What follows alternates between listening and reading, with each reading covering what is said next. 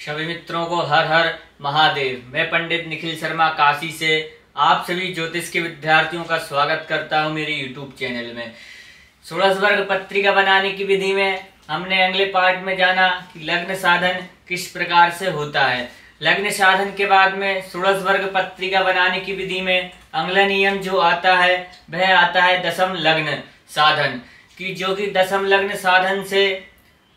लग्न साधन बनाने के बाद में द्वादश भाव स्पष्ट किए जाते हैं। आज हम जानेंगे कि दशम लग्न किस प्रकार बनाया जाता है। चलिए हम समझते हैं गणित के माध्यम से। देखिए दशम लग्न के लिए क्या क्या चीजों की आवश्यकता होती है, सर्वप्रथम ये समझना जरूरी है।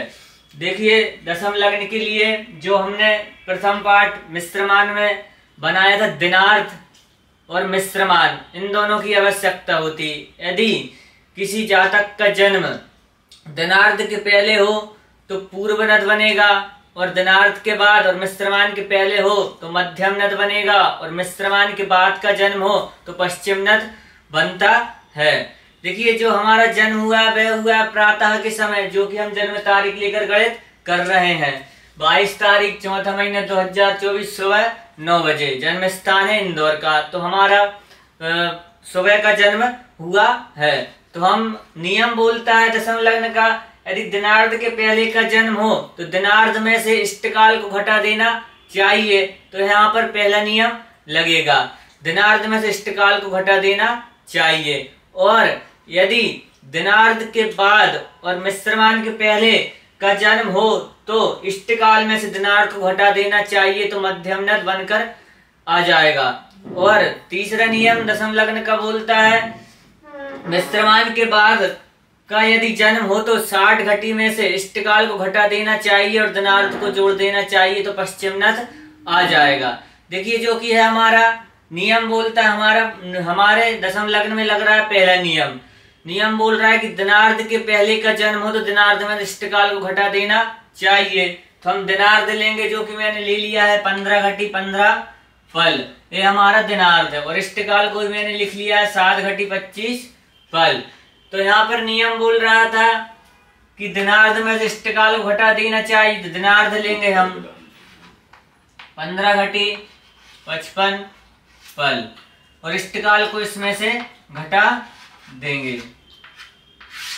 5 में से 5 गया, 0 बचा, 5 में से 2 गया, बचा 3,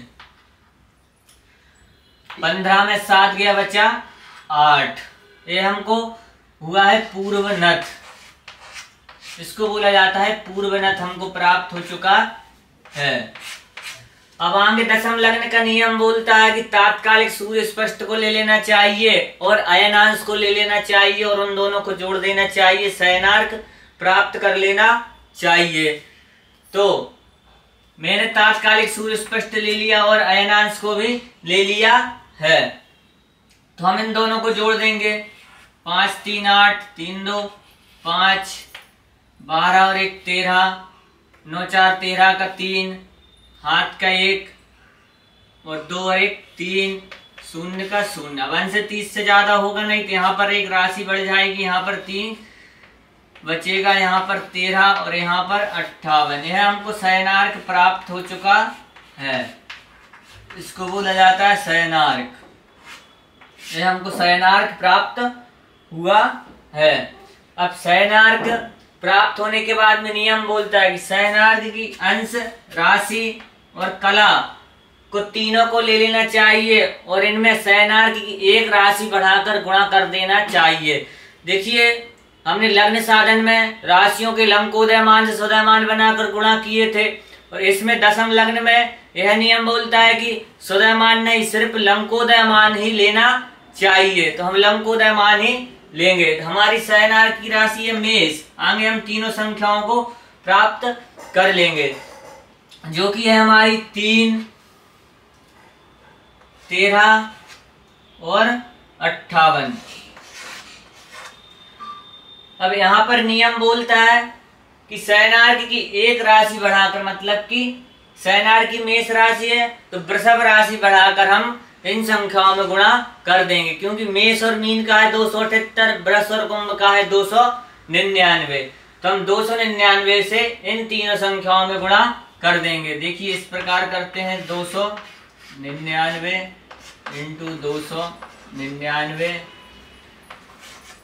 299 गुणा कर देना चाहिए। तो हम गुणा करेंगे सर्वप्रथम 58 इंटू 299, यह है वृष राशि का मान, लंकोदय मान। 8 नम 72 का 2 हाथ का 7, 8 नम 72 और 7 79 का 9 हाथ का 7, 8 दूनी 16 और 7 23, 5 नम 45 का 5 हाथ का 4, 5 नम 45 और 4 49 का 9 हाथ का 4, 5 दूनी 10 और 4 14, 2 का 2, 9 5 14 का 4 हाथ का 1, 9 3 12 और 1 13 का 3 हाथ का 1, 4 और 2 6 और 1 7 और 1 का 1। यह संख्या हमको प्रथम लब्धि के रूप में प्राप्त हो चुकी है 17342। यह संख्या हमको प्रथम लब्धि के रूप में प्राप्त हो चुकी है।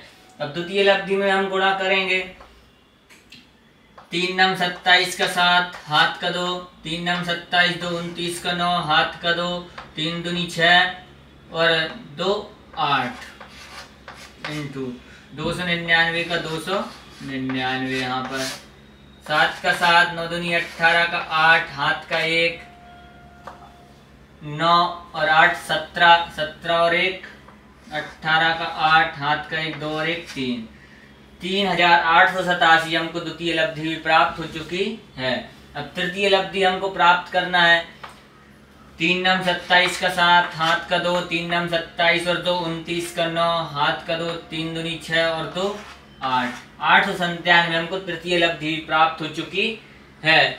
अब यहाँ पर नियम बोलता है कि जो तीनों लब्धियां प्राप्त हो चुकी हैं उसमें प्रथम लब्धि में 60 का भाग देकर भागफल को अग्रिम लब्धि में जोड़ देना चाहिए और शेष को छोड़ देना चाहिए। तो हम भागफल देंगे प्रथम लब्धि में, यह हमारी प्रथम लब्धि, इसमें हम 60 का भाग देंगे। 2 दान जाएगा सर्वप्रथम 120, 3 7 में से 5 बचा, 1 में से गया 0 बचा और उतारी आई 4 की। अब कितने दान भाग जाएगा इसमें? 8 दान भाग हमारा यहाँ पर जाएगा 480, 60 अट्ठे 480, तो 4 का 4, 13 में 60 गया 5 बचा, 4 में 4 गया कुछ नहीं बचा, उतारी आई 2 की। अब कितनी दान जाएगा? अब 9 दान भाग जाएगा 6 नम 54, 540, 2 शेष बचा। भागफल को नियम बोल रहा है अग्रिम लब्धि में जोड़ देना चाहिए 289, तो हम अग्रिम लब्धि में जोड़ देंगे। 9 7 16 का 6 हाथ का 1, 8 और 8 16 17 का 7 हाथ का 1, 8 2 10 11 का 1, 3 और 1 4, 41 4176 हमको द्वितीय लब्धि प्राप्त हो चुकी है भागफल जोड़ने के बाद में। नियम बोलता है फिर से इस संख्या में 60 का भाग दे देना चाहिए और भागफल को अग्रिम लब्धि में जोड़ देना चाहिए। तो भाग कितनी दान जाएगा इसमें? सर्वप्रथम 6 दान जाएगा, 60 छक्का 360, 7 का 7, 11 में 6 गया बचा 5, 3 में 3 गया कुछ नहीं, उतारी आई 6 की। अब कितनी दान जाएगा? 9 दान 554, 6 का 6, 7 में 4 गया 3 बचा, इधर कुछ नहीं बचा, शेष को छोड़ देना चाहिए, भागफल को अग्रिम लब्धि में जोड़ देना चाहिए। हम इस संख्या को अग्रिम लब्धि में जोड़ देंगे।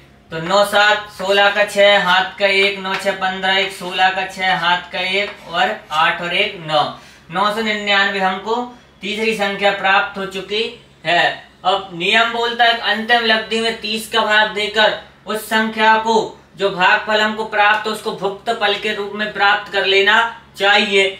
तो हम इसमें 30 का भाग देंगे। कितनी दान गया? सर्वप्रथम 3 दान गया 90, उतारी 6 आई 6, फिर से अब कितने दान गया? 2 दान, 6 हमारा शेष बच गया 32 हमको जो प्राप्त हुआ वह प्राप्त हुआ भुक्त फल के रूप में। अब देखिए हम भुक्त फल को इधर लिख लेते हैं 32, यह हमको भुक्त फल प्राप्त हो चुका है। भुक्त फल अब आगे नियम बोलता है कि जो हमको नष्ट प्राप्त हुआ है उसको फलात्मक बना लेना चाहिए और भुक्तफल को घटा देना चाहिए। जिस राशि से गुणा किए थे उस राशि को एक राशि बढ़ाकर घटाते रहना चाहिए जब तक घटती है। जो घट जाए वह शुद्ध राशि, जो ना घटे वह अशुद्ध राशि होती है। देखिए मैं इसको मिटा रहा हूं, फिर आपको आगे समझाता हूं मैं कि किस प्रकार यह बनेगा।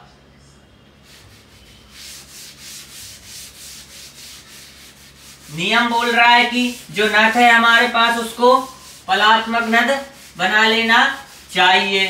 तो हम इसको फलात्मक नट बनाएंगे। देखिए आपको फलात्मक का पता ही है किस प्रकार फलात्मक बनेगा। 8 इंटू 60 48 480 और पल को जोड़ देना चाहिए। तो ये हमको संख्या प्राप्त हो जाएगी 8 3 11 का 1 हाथ का 1 510 के रूप में। नियम बोलता है भुक्त पल को घटा देना चाहिए।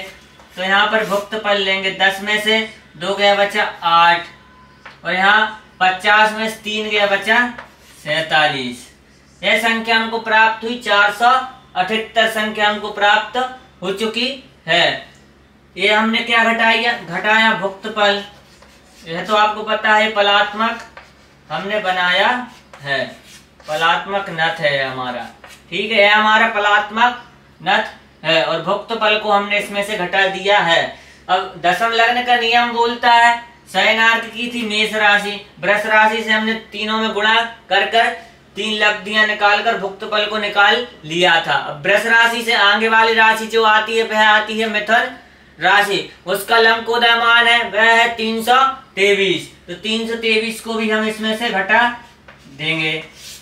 8 में से 3 जाएगा 5 बचेगा, 4 में से 2 जाएगा 6 में से 7 में से 2 जाएगा बचेगा 5, 4 में से 3 जाएगा बचेगा 115। अब आगे नियम बोलता है कि इस संख्या में 30 से गुणा कर देना चाहिए। तो हम इस संख्या में 30 से गुणा कर देंगे। 0 का 0 3 5 15 का 5 हाथ का 1 3 5 15 और 1 16 का 6 हाथ का 1 3 एकम 3 और 1 4 4650 हमको संख्या प्राप्त हो चुकी है। अब आगे नियम बोलता है कि जो अशुद्ध राशि है उससे इस संख्या में भाग देकर अंश, कला और विकला प्राप्त कर लेना चाहिए 3 लब्धियों के रूप में। देखिए किस प्रकार हम उसको प्राप्त करेंगे, चलिए मैं आपको बताता हूँ। देखिए मेष राशि थी शयनार्क की, वृष राशि से गुणा किए, मिथुन राशि हमारी यहाँ पर घट चुकी थी। मिथुन राशि हमारी घट चुकी है, हो गई हमारी शुद्ध राशि। क्योंकि अब कर्क राशि तो घटी नहीं, कर्क राशि हो गई हमारी अशुद्ध राशि। कर्क राशि हमको प्राप्त हो चुकी है। अब देखिए नियम बोलता है कि 4650 जो 30 का गुणा करने पर जो संख्या हमको प्राप्त हुई है उसको एक स्थान पर रख लेना चाहिए। तो हम यहाँ पर उसको रख लेंगे 46 50 ये संख्या हमको प्राप्त हुई है। देखिए मैं इसको मिटा रहा हूं। नियम बोलता है कि जो कर्क राशि का लंकोदयमान है, कर्क राशि का लंकोदयमान जो है मिथुन राशि का था 323, तो कर्क राशि का भी जो लंकोदयमान है वह भी है 323। हम इसमें से 3 अंश, कला और विकला को निकाल लेंगे।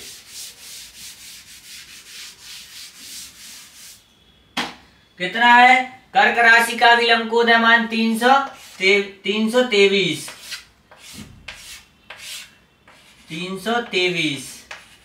यह है कर्क राशि अशुद्ध। नियम बोलता है अशुद्ध राशि के मान से भाग दे देना चाहिए। तो हम इसमें भाग देंगे। प्रथम एक पहले भाग जाएगा एक दान हमारा इस संख्या में 323। 5 में से 3 गया बचा 2, 6 में से 2 गया बचा 4, 4 में से 1 गया अच्छा 1, शून्य की उतारी आई। अब कितनी दान भाग जाएगा इस संख्या में? 3 6 9 12, 4 दान इस संख्या में भाग जाएगा।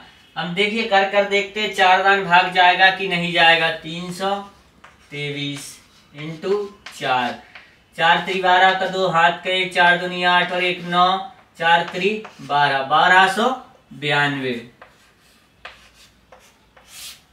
10 में से 4 गया बच्चा 6, 11 में से 9 गया बचा 2, 3 में से 2 गया बचा 1, 1 में से 1 गया बचा 0। जो संख्या हमको प्राप्त हुई है वह संख्या हमको प्राप्त होगी 92 था, यहाँ पर 1292 दान गया था, तो यहाँ पर हमको संख्या बचेगी 8। जो संख्या हमको बची है उसमें 60 का गुणा कर देना चाहिए, यह नियम बोलता है। यह प्रथम लब्धि हमको प्राप्त हुई अंश के रूप में, ठीक है। अब हम कला निकालेंगे। 0 का 0, 6 8 48 का 8, हाथ का 4, 6 दूनी 12 और 4 16 का 6, हाथ का 1, 6 एकम 6 और 1 7।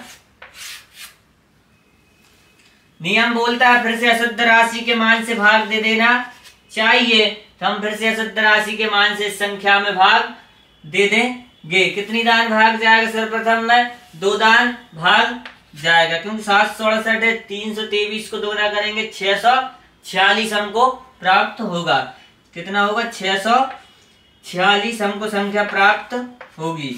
इसको घटा देना चाहिए। 8 में 6 गया बचा 2, 6 में 4 गया बचा 2, 7 में से 1 गया बचा 1 और आई 0 की उतारी। अब कितनी दान भाग जाएगा इस संख्या में? 4 दान हम भाग दिए, 1292 था, ज्यादा था, 3 ही दान भाग इस संख्या में जाएगा। चलिए हम 3 का गुणा करके भी देखते हैं। 323 3, 3 तिरका 9, 3 दूनी 6, 3 तिरका 9, 969। 3 दान जाएगा 969, इसको घटा देना चाहिए। 10 में से 9 गया 1 बचा और यहाँ पर 11 में 6 गए बचे 5, 11 में से 9 गया बचा 2। 251 हमको संख्या प्राप्त हुई है। अब ये हमको प्राप्त हुआ कला के रूप में। नियम बोलता है फिर से 60 का गुणा कर देना चाहिए 251 में, तो हम 251 लेंगे और 60 का गुणा कर देंगे। 0 का 0, 6 एकम 6, 6 पंजे 30 का 0, हाथ का 3, 6 3, 6 दूनी 12 और 3 15 हमको संख्या प्राप्त हो चुकी है। फिर से नियम यहाँ पर बोलता है कला हमने 2 लब्धियां प्राप्त कर ली है। अब हम प्राप्त करेंगे विकला। नियम बोलता है फिर से अशुद्ध राशि के मान से भाग दे देना चाहिए 323 से। हम इस संख्या में भाग देंगे। कितनी दान जाएगा? 4 दान हम भाग दिए तो ऊपर सर्वप्रथम 4 दान जाएगा 1292। इसको घटा देंगे हम। 6 में से 2 गया बचा 4, 10 में से 9 गया बचा 1, 4 में से 2 गया बचा 2, 1 में से 1 गया कुछ नहीं, उतारी आई 0 की। अब इसमें कितनी दान भाग जाएगा? 4 दान भाग गया 12,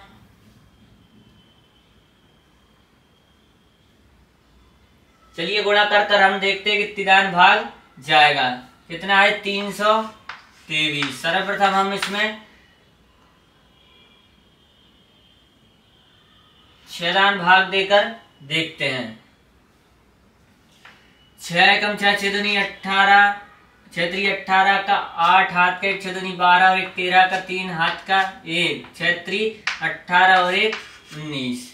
कितनी दान भाग जाएगा? 6 दान भाग हमारा जाएगा 1938 को घटा देना चाहिए। 2, 3 में से 3 गया बचा 0, 21 में 29 गया बचे 2। यह संख्या हमको विकला के रूप में प्राप्त हो चुकी है।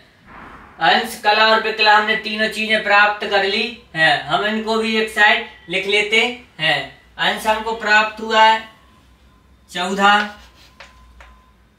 और कला हमको प्राप्त हुई है 23 और विकला हमको प्राप्त हुआ है 46। हमको विकला भी 46 प्राप्त हो चुकी है। अब मैं इसको फिर से मिटा दे रहा हूं। अब आगे नियम बोलता है तीनों अंश, कला और विकला को निकालने के बाद में, अंश, कला और विकला को निकालने के बाद में नियम बोलता है कि अशुद्ध राशि के मान से अंश, कला और विकला को घटा देना चाहिए। कैसे घटा देना चाहिए? नियम बोलता अशुद्ध राशि के मान से। अशुद्ध राशि हमारी कौन सी थी? कर्क, जो कि 4 नंबर वाली 4 नंबर राशि हम लिखेंगे। ये हमारा अशुद्ध राशि का मान है। अंश, कला और विकला को घटा देना चाहिए। इस प्रकार से मैंने अशुद्ध राशि को लिख लिया है। आपकी भी कोई भी राशि आ सकती है, उसका नंबर आपको लिख लेना चाहिए। कर्क राशि 4 लिख लिया, सिंह राशि होती 5 राशि लिख लेता लेकिन हमारी कर्क राशि शुद्ध राशि थी। नियम बोलता है कि अंश के नीचे अंश को, कला के नीचे कला को और विकला के नीचे विकला को रख देना चाहिए और घटा देना चाहिए। तो हम घटाएंगे, यहाँ पर 60 हो जाएगा, यहाँ पर 59, यहाँ पर 29 और यहाँ पर 3। 10 में 6 गया बचा 4, 5 में 4 गया बचा 1, 9 में 6 गया बचा 3, 5 में 2 गया बचा 3, 9 में 4 गया बचा 5, 2 में 1 गया 1 बचा, 3 का 3। यह संख्या हमको प्राप्त हो चुकी है। अब आगे नियम बोलता है इसी में अयनांश को घटा देना चाहिए। अयनांश है हमारा 0, 24, 12 और 33, इसको घटा देना चाहिए, है हमारा अयनांश, इसको घटा देना चाहिए। अब 14 में से 33 जाएगा नहीं, तो यहाँ पर हो जाएगा हमारा 74, एक उससे उधार ले लिया। 4 में 3 का 1 बचा, 7 में 3 गया बचा 4, यहाँ पर 35 बचा। 5 में से 2 गया बचा 3, 3 में से 1 गया बचा 2। अब 15 में से 24 जाएगा नहीं, तो यहाँ पर हमारा हो जाएगा 45 में 24 जाएंगे, एक राशि से हम इधर उधार लेंगे तो यहाँ पर 30 अंश आएगा। 45 में 24 21 बचेगा और यहाँ पर 2। यह हमको प्राप्त हो चुकी है दशम लग्न। लग्न भी हमको प्राप्त हो चुकी थी और दशम लग्न भी हमने गणित के माध्यम से प्राप्त कर ली। देखिए आप सभी सोच रहे होंगे कि पंचांग में भी दशम लग्न सारणी होती, तो हम उससे लग्न क्यों नहीं लिए। देखिए वह पंचांग जिस स्थान का उस स्थान से दशम लग्न सारणी वह बनी हुई है, लेकिन जातक का जन्म तो इंदौर में हुआ है, तो लग्न सारणी बदलानी चाहिए। पंचांग ही बदला जाता है। जब पंचांग परिवर्तन करते हैं हम, तिथि इतने घटी चल रही है, तो लग्न सारणी भी कितना देर चलेगी। तो इसलिए यह गणित का माध्यम से मैंने आपको दशम लग्न बता दी। यदि आपको अच्छे तरीके से समझ में आया हो तो मेरे YouTube चैनल को सब्सक्राइब करें, लाइक करें, कमेंट करें। सभी मित्रों को हर हर महादेव।